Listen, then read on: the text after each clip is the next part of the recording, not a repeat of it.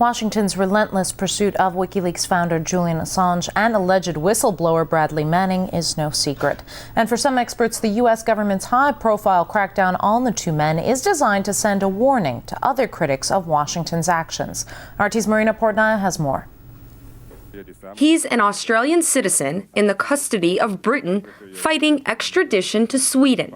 Julian Assange's fate plays out like a game of chess, and no one wants the king of WikiLeaks more than America. WikiLeaks. WikiLeaks. WikiLeaks. WikiLeaks. Since January 2011, Washington has had plans for Assange, a secret uncovered earlier this month after 5 million confidential emails from the global intelligence company Straffer were published by, guess who? When a defendant is outside of the U.S., they'll get an indictment, which is secret. They'll seal the charging document, the indictment. They will ask for an arrest warrant, and that matter will also be sealed. That way, the U.S. stands behind a big, large boulder, if you will, and then jumps out from that boulder and arrests someone. Under house arrest for more than a year, Assange has not been charged with any crime in any country, though Sweden wants to question him over sex-related allegations.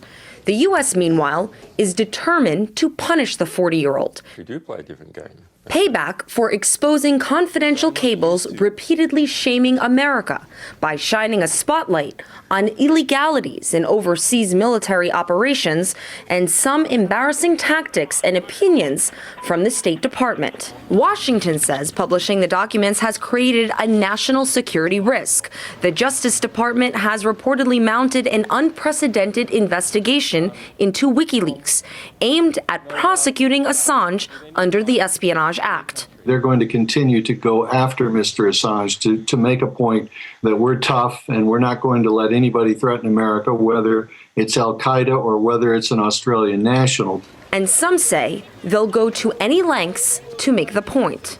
The U.S. government within the federal criminal arena likes to charge others who are either aided and abetted, assisted, or were full-blown co-conspirators, likes to go after those in an effort to flip them, to get them to cooperate with the U.S. government against the major players, in this case, Mr. Assange. Sources tell RT that the U.S. is now working on flipping none other than Private Bradley Manning.